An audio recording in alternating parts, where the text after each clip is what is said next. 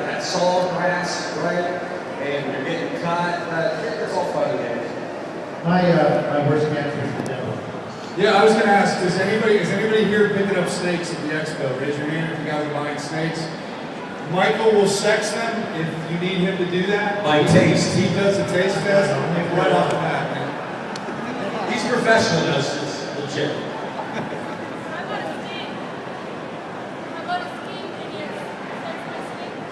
Good sex games? What kind is it? Yes. He has special sense. Not by taste. He has special taste buds for snakes, skinks. It's quite the adaptation. Yes, ma'am.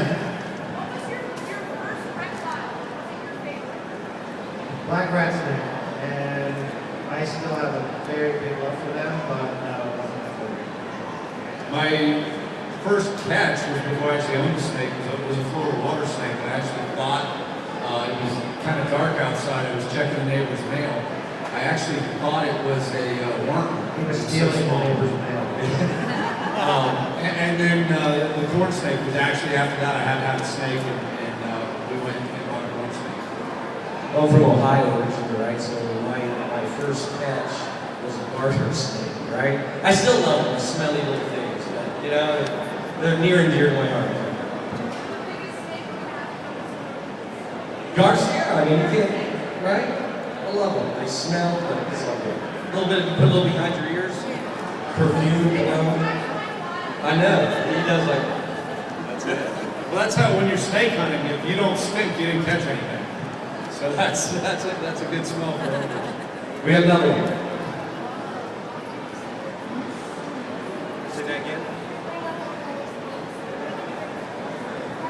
We didn't bring any snakes with us because there's this line that we cross, and there are all these pesky customs people. Right now, no. Do you have one in your pocket or something? Does everybody have a snake? We'll just get out one loose. What do you want? Mambas, cobras? What do you want? Ball pythons. Good choice. These guys are kind of partial to ball pythons, right? Sean has ball python too. This is my new fan. My wife has a ball python collection. So when are we going to see Jen Heffley reptiles? Well, yeah, we gotta go with what we know, right? What else we got? Anything.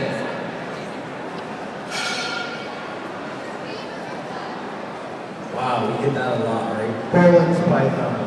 That's funny. It's tough for me. I like them all, but can I give you like my top three? Right? Komodo dragon.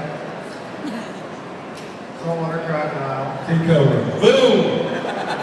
We've been spending way too much time on it. Yeah, I think for me, I got to stick closer to home in the Eastern Diamondback. That really kind of says America, you know, they don't tread on me the whole 9 yards. But being a law enforcement officer, I found that there's two sounds that put people scrambling, and that's the Diamondback rattlesnake's tail rattling and racking a shotgun. So one of those two things send people running. Typically, they run from one to the other when that happens. There's a little fella back there. You're gonna have to really speak loud for us to hear you.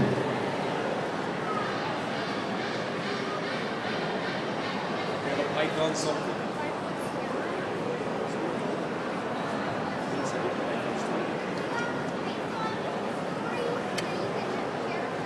Python story we can share with you. We have lots of them. You want to hear about the one where we were in Thailand and I went head first into a hollow tree to get a reticulated python and they grabbed my legs and pulled me out? That was a good one. We had to think twice about that. Yeah, we were going to let him in there for a while, but you know, we weren't going to be able to film it, so I figured it's better to pull him out. And then Sean decided that he was going to play keep away with a 15-foot retake, which was a lot of fun. It was good.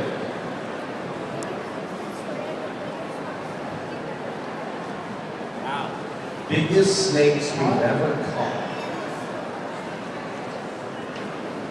Biggest snakes. Retail. The biggest snake I've ever. was 22 feet. It was a Burmese python. The biggest snake I've ever caught in the wild was an 18-foot, 4-inch green anaconda in the Amazon basin. That was a big snake. 18-4. Right? Had a head on it. which is a big head for an anaconda because they kind of like pudgy little bulldog heads. It was a magnificent, just gorgeous thing. What about you, Greg? Oh, the largest snake I caught in the pond was the big worm in Everglades National Park. Yeah, that animal was 14.4, 14.6. It was hard. I've actually got some video of my kids trying to stretch it out, and it was almost impossible to get a good measurement on that animal. It was a big snake. Biggest one I ever caught was about 9 feet, but it was way cooler than either of those things. It was rubber. He still caught it. It was legit.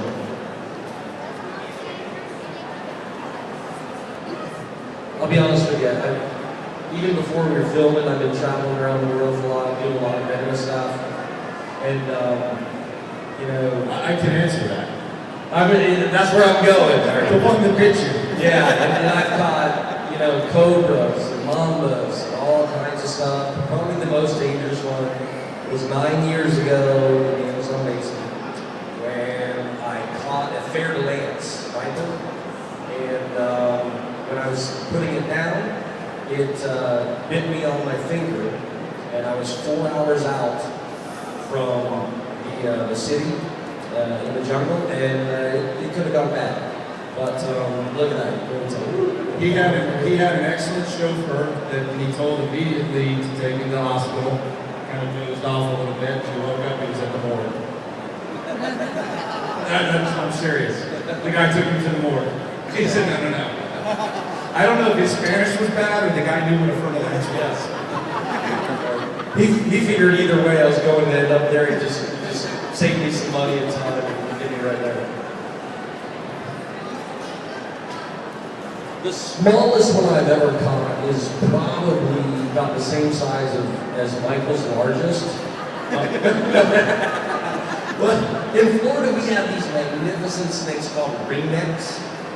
And a baby ringneck snake is literally like this big and just probably 1/3, 1/4 the thickness of a pencil.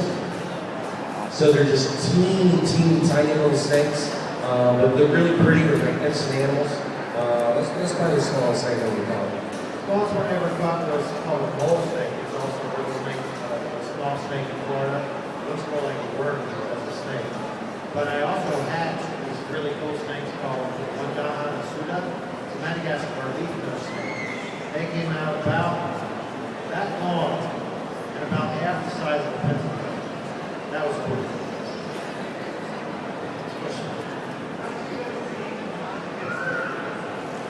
I was driving down the road, and there's these guys panhandling right off the highway, and I felt sorry for them. I'm not sure how we actually met. We were all in the reptile community, and we kind of knew of each other and that. And then when we really kind of solidified that, I had an extra that I owned and I ran, and they were both vendors. He owned and he ran it. He didn't own it in Iran. Yeah, so that's That's being like being affordable. And they were two vendors, two of my most solid vendors that I could count on for professionalism and that. And so it kind of solidified for them. Do I need to tell him how we met?